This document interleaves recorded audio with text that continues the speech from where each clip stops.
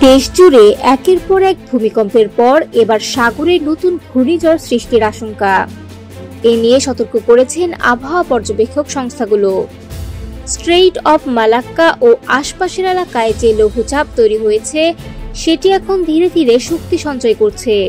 আবহাওয়াবিদদের ধারণা, আগামী 2 থেকে 3 দিনের মধ্যে এই লঘুচাপটি পশ্চিম উত্তর পশ্চিম দিকে অগ্রসর হয়ে দক্ষিণ পূর্ব বঙ্গোপসাগর এবং দক্ষিণ আন্দামান সাগরের দিকে যাবে।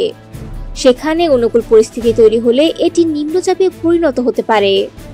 বেসরকারি আবহাওয়া সংস্থা Bangladesh weather observation team BWOT জানিয়েছে, সিস্টেমটি 25 থেকে 27 নভেম্বরের মধ্যে গভীর নিম্নচাপে এবং পরে ঘূর্ণিঝড়ে রূপ নিতে পারে।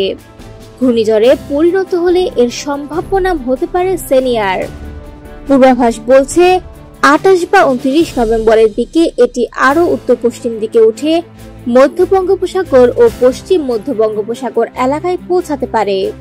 তখন এটি একটি শক্তিশালী ঘূর্ণিঝড়ে পরিণত হওয়ার ঝুঁকি থাকবে।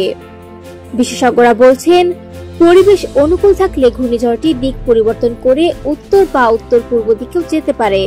সর্বশেষ বিশ্লেষণে ধারণা মিলছে 1 থেকে 2 ডিসেম্বরের মধ্যে এটি উত্তর অন্ধ্রপ্রদেশ থেকে বাংলাদেশের উপকূলের মধ্যবর্তী কোনো অঞ্চলে আঘাত হানতে পারে।